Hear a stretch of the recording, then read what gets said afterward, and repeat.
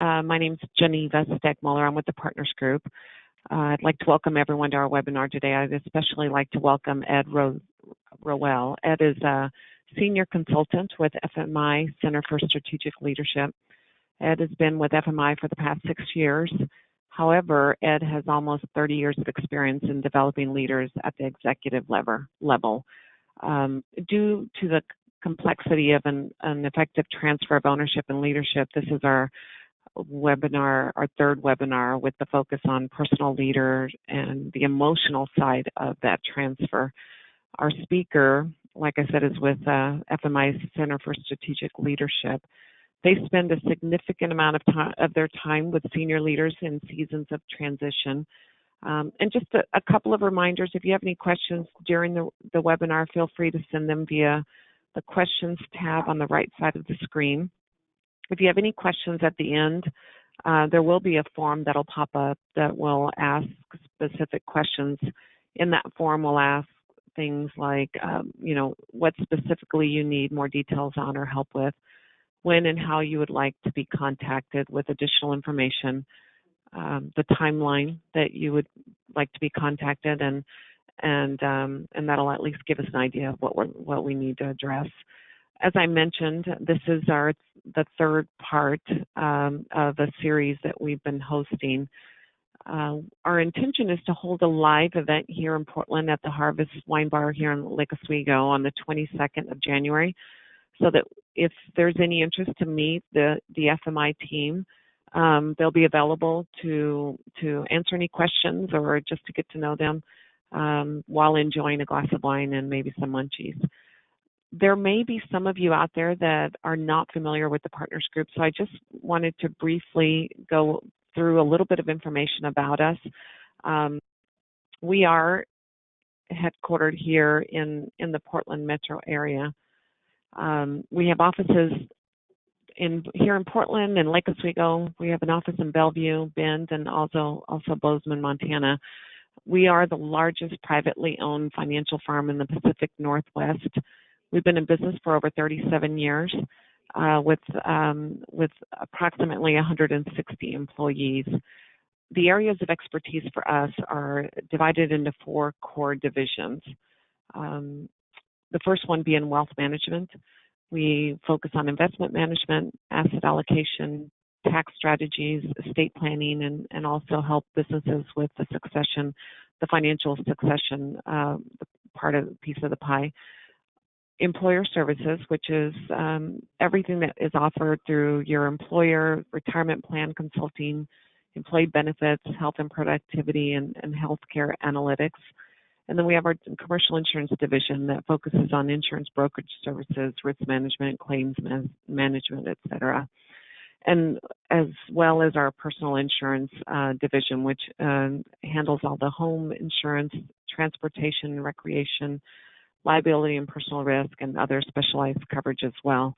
And now, I don't want to take too much time from Ed. I know he did a phenomenal job on our second webinar that we hosted a couple weeks ago, and I'd like him to kind of take over this portion of the webinar. Again, if you have any questions, feel free to send them via the link on the right, and we can get those addressed at the end of the session if we don't address them for you. All right. Well, good morning, everybody. This is Ed, and good to be with you. And I love talking about this topic. This is an area that I spend a good bit of my professional and personal life dealing with people in times of transition, seasons of change. As Geneva said, this topic is big. So we've done 3 webinars. This is the final one, and you'll be able to get a link to all of these. You have to deal with the financial piece of this. That was our first webinar. Then you have to figure out the organizational piece. If you figure out how to transfer the equity to someone who's going to run it in the next generation of the business. And then the third part is the personal side or the emotional side. So if you are an owner, if you have been leading this company for most of your adult life, it's no secret and it's no surprise that it can be pretty tough to let go of. And so that's what we're going to really focus on today. And I hope what I can do is is give you a little clarity on what's ahead. Geneva, I'm having a little trouble advancing slides over here. If you could give me a hand.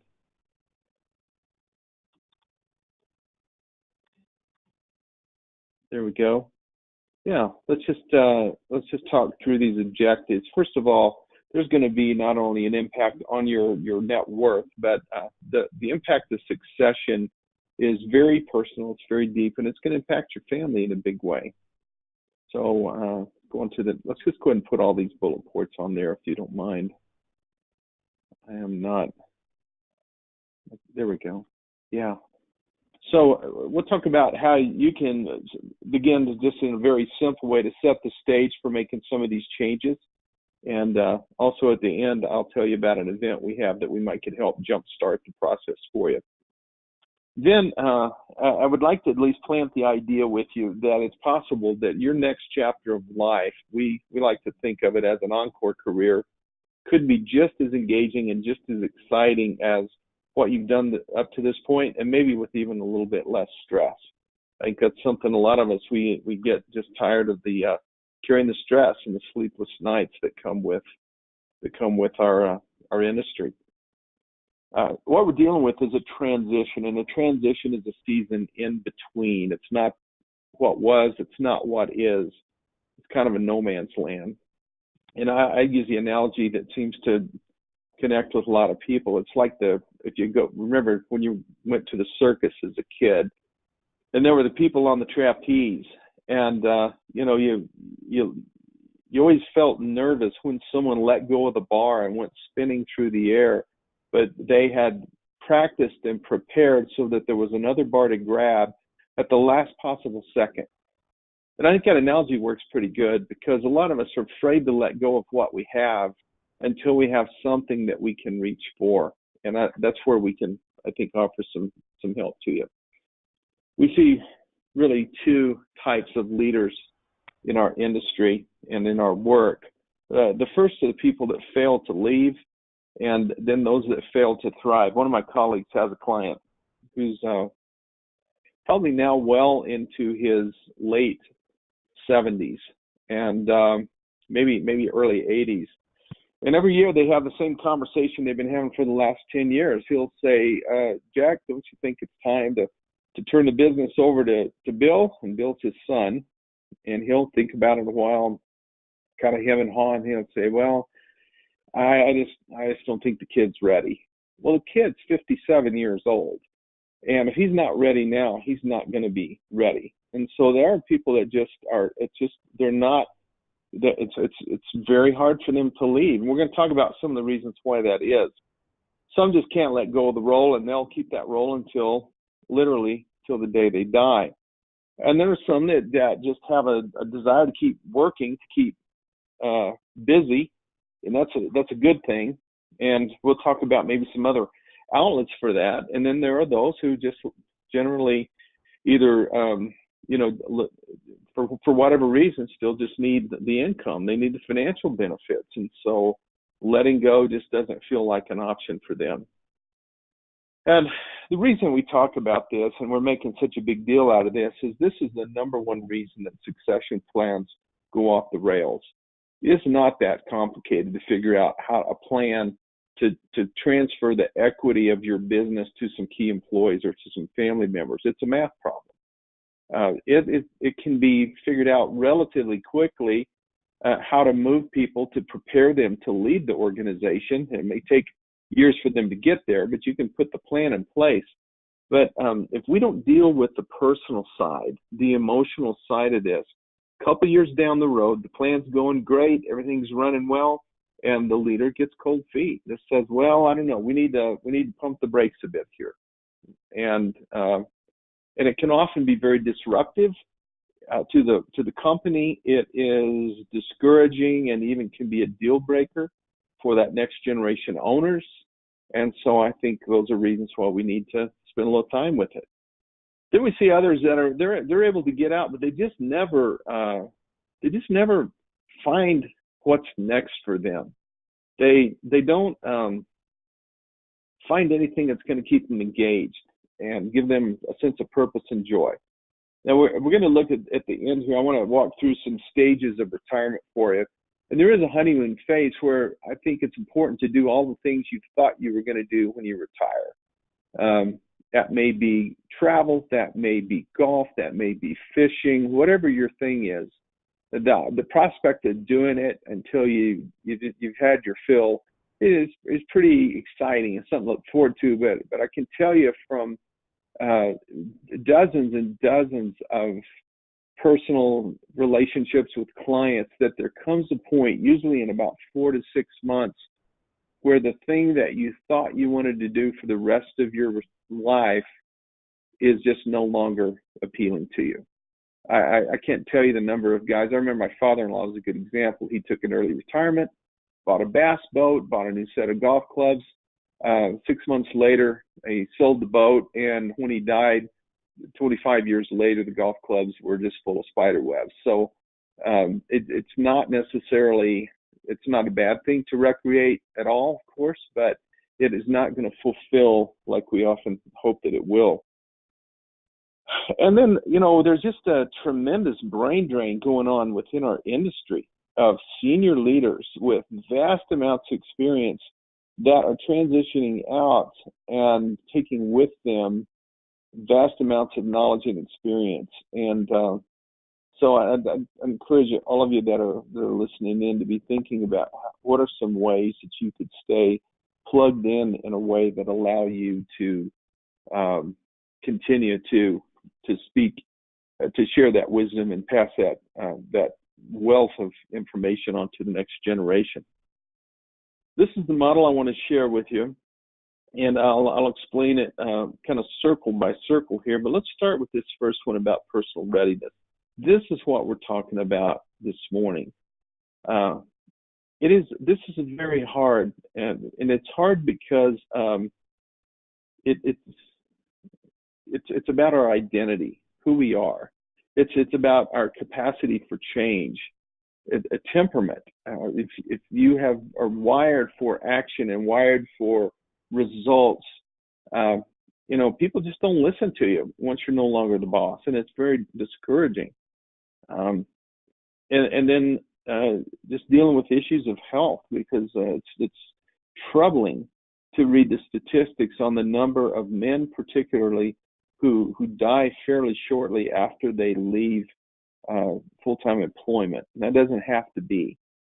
And then this family system, we've got to talk about that, because when you ask people, well, what are you going to do with retirement? What are you going to do next? The most common answer is, well, I'm going to spend more time with the family. And I remember a couple of years ago going out to dinner with a client and his spouse. And they were a great couple, really enjoyed them. She was really funny and had a good sense of humor, and kind of joked with him, picked on him a little bit. And I asked them as a couple, I said, so what's next for you guys? What are you going to do when you don't have to do what you're doing now? And he jumped in. He's like, oh, well, we're gonna travel. There's so many places we want to see together. And he kept using the word we. And I noticed she kind of had a little bit of a grin on her face. She just kept eating dinner. And we're going to do this, and we both love tennis. We're members of the club, and we're going to play a lot of tennis. And it kind of goes on and on. And then when he kind of winds down, she said, well, hold up a minute there, mister. And I got kind of nervous, like, oh boy, what's going to happen here? And she said, for the last 5 or 6 years, you haven't wanted to travel, so I've been traveling with my girlfriends, and I'm not sure how they'll feel about you tagging along. We have a lot of fun just in our group, so it's not sure how that's going to work. And as far as tennis, I'm already in 2 leagues and play 3-4 days a week. I'm just not sure that I've got the time or the interest in any more tennis. And it was good-natured, it was funny, but the point was, he had a bunch of assumptions. And so one of the first things that we think is essential is to make sure that you're talking. If you are married, if you have a partner, if you're in a committed relationship of some kind, you may be used to calling the shots down at the office. that when it comes to the home front, these are decisions that need to be made together. And then there's the business system, of course, and that's where FMI has been working for 65 years, and this is the part that most people understand. You got to figure out how to make sure the business is set up for success in the next generation, how to get your personal wealth out of the equity of the business, how to develop that next generation of leaders, and all that needs to happen.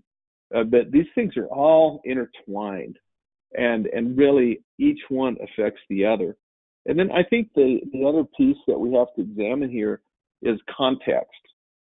Depending on where you are and who you are in your community. A lot of the clients we work with, you have built a great business and you have a phenomenal relationship in your community. You have stature. People invite you to speak at banquets, and you get awards for what you've done in the community. And in many cases, the owners of the firms that we work with are responsible for the business development, sales, and bringing work in the front door. And so whatever the context is for your business, that's going to have a lot of impact. I can remember a client we worked with down in Alabama, and he really was kind of the big deal in a small town. He was one of the wealthiest men in town and always invited to any kind of big, if there's going to be something built, they asked him to be kind of a primary donor in the project. And so for him to leave and no longer have that position was incredibly challenging for him. So let's go back to that personal piece that we started with here. And I want to spend just a little bit of time talking about why this is so hard. We all have a sense of personal identity, and our identity is formed by a lot of different things. It's formed by, it could be by family relationships, and again, depending on what part of the country you're from, and maybe if you're a second, third generation owner, your identity is that you've inherited this great trust of running a company, and you don't want to screw it up on your watch. That could be your identity. Your identity could be formed from how other people treat you. I had a neighbor that was a retired Air Force general, and think about this for a minute. He'd reached the pinnacle in his profession as a military man. Every time he walked in the room, people jumped to attention, stood at attention. Everybody saluted him when he walked down the sidewalk. And then he retires, and he really struggled because he was now, in his words, just a nobody. And I don't want to get too far on a rabbit trail here, but he became president of our homeowner association. You can kind of imagine what that was like. He had a clipboard, and he had on the back of his clipboard, he had taken a ruler and made measurements, and he'd walk around and take notes of the neighborhood. He'd measure people's grass and make sure, it was to code. And, he struggled because his identity had been, he was somebody important, and he didn't know who he was outside of that context. Second piece is about purpose and relevance. When you're calling the shots, when your profit, when your risk is managed personally in your business, and you're the guy that makes it happen, there's a lot of fulfillment that comes from that. Knowing that you're every day you are kind of standing between success and failure, and then when you retire, when you're no longer in charge of that company, it can be truly hard to figure out a sense of purpose and trust, purpose and relevance. A lot of guys want to go home, and I remember one guy that I heard talking about this topic just say how he, within the first week that he had retired, he'd figure out more efficient ways for his wife to, load the dishwasher, and he just had a number of things that she had done without any help from him for 45 years. And now all of a sudden, that sense of needing purpose and needing relevance caused him to get in some serious trouble at home just because he didn't have that. Social connections. We're going to do a little audit here in a minute, but I think by the time any of us had been doing something for 40 years, all of our relational capital is in one place. And if you think about who you spend time with because of your business, because of your role as an owner, because of your role as a contractor, if that role goes away, do those relationships stand? We always assume that many of them will, but sometimes they don't. And so it's not unusual at all for people to really struggle with a sense of loneliness and finding, who are my true friends. There's a sense of loss when you walk away, and I don't think there's any way to sugarcoat this. There's uncertainty because you haven't had to think about any of these first 3 points for the last many decades, and now there's a sense of loss of identity, a loss of purpose, a loss of social connections, and there's real great uncertainty about whether you'll ever recover that again or not. So I'd like for you, if you've got a piece of paper handy, we're going to do a little bit of an audit here. Now, the folks at Partners would tell you, if you're talking to one of their financial advisors, every financial advisor I've ever known would say that it's important to diversify your portfolio. And I'm not talking here in this audit about your money, about your assets. I'm talking about your time and your energy. So I'd like you to just go through this little exercise with me, and let's think about how diversified you might be. The first area would be how much of your time. So there's 168 hours in a week. If you spend, a little bit of that time sleeping, many of the clients I work with work 60 plus hours a week, and they always have. It feels normal. And maybe they're not being 100% productive every minute, but they're on a lot. And I'd like you to think through honestly, what is a good number of how many hours you spend working at your primary job, running the company, whatever that might be.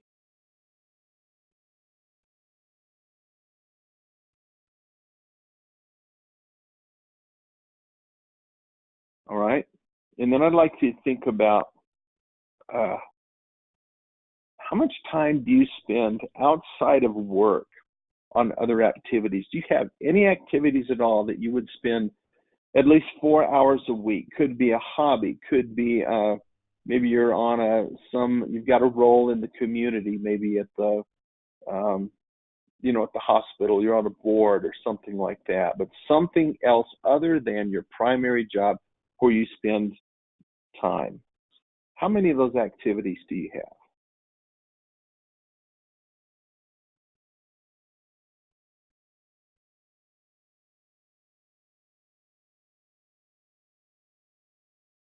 All right. Now, not counting family members, and many of them will be tied up in your business as well, but how many meaningful relationships, you get to define that, but how many meaningful relationships do you have with people who are not connected to your business? They're not clients, they're not employees, they're not your, the guys at the AGC. Who is it that you spend time with and consider a meaningful relationship? How many of those relationships do you have?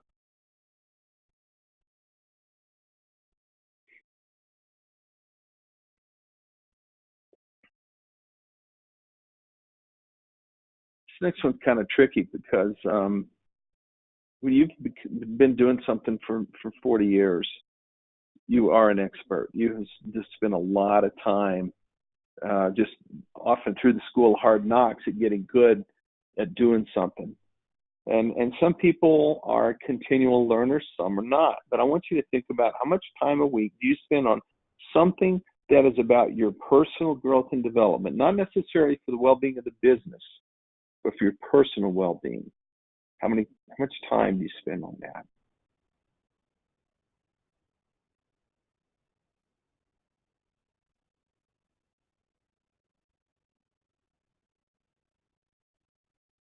And then number 5, how many topics, not counting those that are related to work and family, do you feel knowledgeable about and engaged in?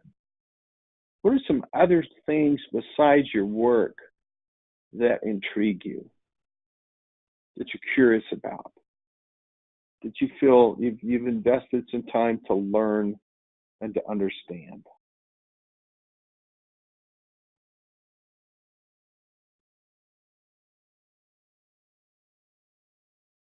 All right. Now, we're not going to spend any time kind of assessing that, but I hope maybe that gave you a little bit of a sense of where you need to do some diversification. Maybe it's your relationships. Maybe it's the way that you spend your time. If you're no longer spending 60, 70 plus hours a week in the business, on the business, what are you going to do with that time? Those are significant questions that deserve a lot of thought. Now, just some thoughts here that are important in making this transition. It's important to acknowledge your losses. They're real. You feel them, and to be in denial is not you don't serve yourself well by pretending it doesn't happen. So be willing to acknowledge that you've lost that position. Like my general neighbor, nobody salutes when you walk down the street. No one's standing up at attention when you enter the room. No one is calling you and wanting you to speak at the Kiwanis banquet. There can be a real loss of purpose. There is a loss of power. Now, this is what people like to say, well, I don't have any power control, but let's be honest. If you own the business, there's power that comes with that. I hope that you have used that for good and not for evil, but I mean, it's real, and there's power in it, and you have it, and then one day you don't. It can be a real challenge in the loss of perks, and this is part of what we talked about in negotiating a sale of your business, especially to internal clients, is what do you need going forward? You may need some continued admin support for a while. If you have always driven a company vehicle, figure that out. But you need to figure out kind of what are the perks that come with your position that could go away, and let's figure out how to mitigate that. I know a lot of people, busy executives who have always had, or at least for many years, have had someone to kind of run their errands for them. You need your oil change, you just send somebody down to take care of it for you. And there are some perks that could potentially go away. But I think the most challenging is that loss of identity. Who are you if you are no longer president, owner of XYZ Construction? These have to be acknowledged and dealt with. Norman Lear has got an interesting phrase, and I don't want to get into him. Somebody may not agree with his politics or whatever, but the guy's 95 years old and still producing creative work. And one of the things he's known for with his television shows like All in the Family and those kind of series we remember from the 70s, is that he always took them off the air when they were at the peak of their popularity. And people would question that, like, man, we could have let that run for several more years. And he was always afraid of writing something too long and it losing relevance. And so he says this: I think the two least considered words in the English language may be over and next. When something is over, it's over. And then we're on to what's next. And we started by talking about transition. And I would just say that when you're in that season of transition, something is over or it is about to be over in a period of time, and you realize this is not going to last forever. So there is going to be something next, and I think just knowing that and knowing that it's your job to create what's next. You get to be the architect of your next life, or the writer of your next chapter, or whatever metaphor that you like. This isn't going to just sort of happen to you. I think there's a lot of people that have a sense of, well, I just sort of fell into this. I just, I saw a need and jumped in, and next thing I know, a lifetime's gone by and this is kind of how I made my living. Well, that may be mostly true, but you now get to decide how to create that next life, whatever it may look like. So I'd really encourage you to think about over and then next. We certainly see a variety of approaches to this. And in many cases, if we don't speak directly to this, people will tend to ignore it because it's hard and because it's uncomfortable. And ours is not an industry where we spend a lot of time talking about feelings. And so it's easy just to kind of put it off to the last minute and then just kind of hope it works out. And I hope that maybe just presenting some of the complexity of the inner issues that an owner, a senior leader of a company will have to face would maybe lead you to believe it's worth some time and attention to plan this thing. So let's talk about some of the stages of retirement before we wrap up today, and then hopefully there'll be some questions. But I think the stages here, the emotional sequence of events, is that there is the opportunity to do some pre-retirement planning. And I would certainly encourage you to do it. I would encourage you to give me a call. If you just want to talk to somebody about this, let's set up a call and work through this. We also have an event we're going to talk about for couples to work through this together, and I'd encourage you to do that. Certainly, it's your life, it's your company. You can choose to assume it's all going to work out. So, that's your choice.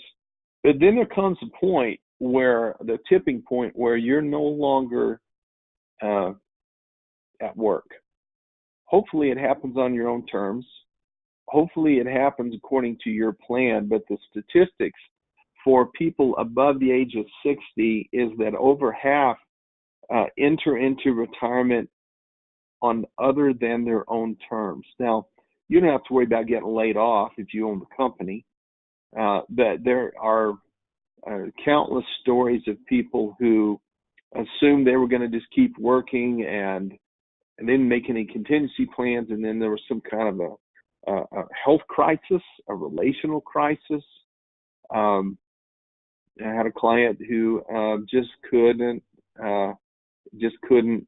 come to grips with letting go, and his wife, and I think they'd had some struggles for a lot of years, but she at one point just said, then I need to move on because this business matters more to you than I do. And that was a heartbreaking thing for him, certainly, and a heartbreaking thing to watch. But there's going to come that moment, and wishing it won't happen, hoping it doesn't happen is not going to keep it at bay. Then there's that honeymoon phase that I talked about where you get to do whatever you want to do. And I'd encourage you to make a list. Think about all the things that you've put off and all the sacrifices you've made, things you want to do, and just do them. Set some money aside. Set some time aside that you're not going to be committed for a while so you can do all these things. But just know that just like the honeymoon in a marriage, there'll come a day where you kind of wake up and you go, wow, is this the new normal? Or in the language of retirement, the disenchantment. So this is it. It's not a permanent vacation after all, because wherever you go, there you are. And a lot of the challenges that we all face are issues that really reside within ourselves. They're not so much the circumstances around us. And the fact that it's not a permanent vacation, hearing the words and saying, kind of giving mental assent to that is one thing, but it's a weird feeling when you realize everybody else has a job to go to and I'm sitting around here twiddling my thumbs. And it can be lonely, it can be boring, it can create feelings of uselessness and disillusionment, and just like my general neighbor, it can cause you to jump into some things to try to regain that sense of control, that sense of purpose. And that may or may not be the best thing for you. Then there's that sort of reorientation. It takes a while sometimes, but it is you decide to build a new identity, and you don't have to live based on who you used to be. You're now somebody different. And this quote I found that this really summarizes. He says, perhaps the most difficult aspect of this stage is to manage are the inevitable self-examination questions that must be answered once again. Again, these are things that you probably had settled at one point. Who am I now? What is my purpose at this point? Am I still useful in some capacity? And answers to these questions must be found if the retiree is to feel a sense of closure from his or her working days. And many retirees cannot achieve this reorientation and really never truly escape this stage. Those are big questions, and they're questions of the soul, so to speak. And for many people, they are questions about faith. They are questions about relationships, and so they are not things about action, about doing. They are about being.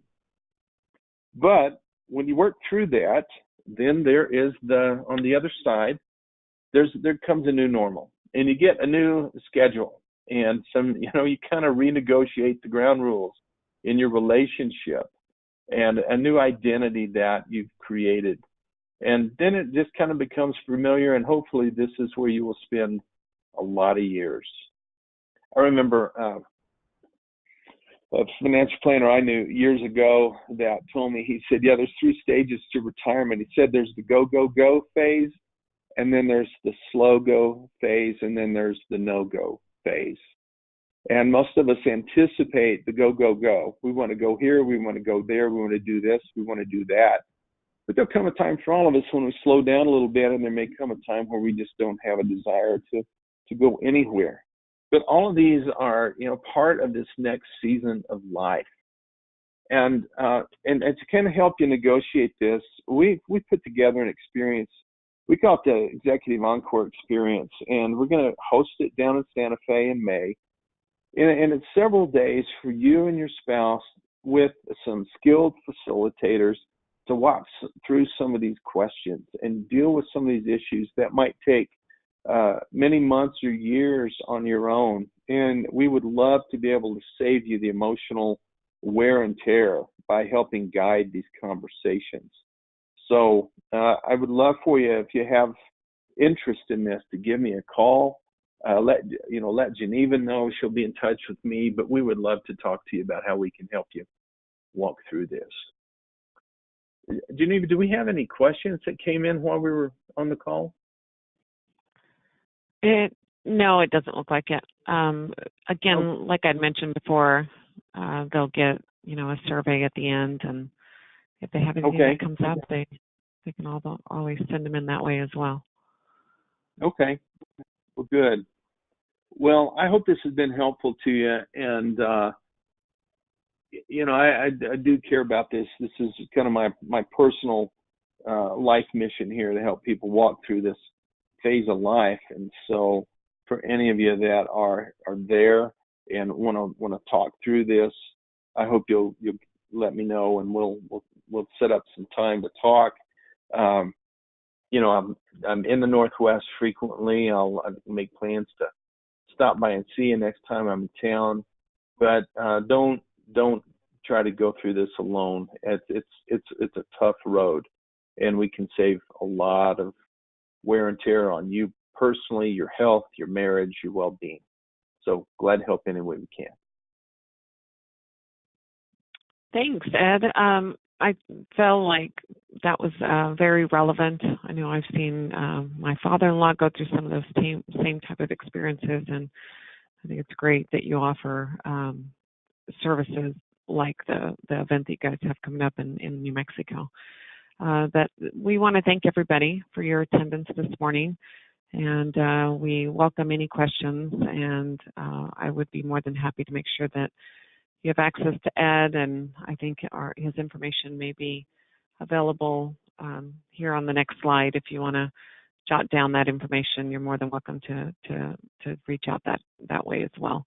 But we thank you all for your participation, and you should also get a link that would allow you to download the slides that we went over today, and that way you have access to them for the future. But hope everybody has a great day, and we appreciate it. Thanks, everybody. Thank you.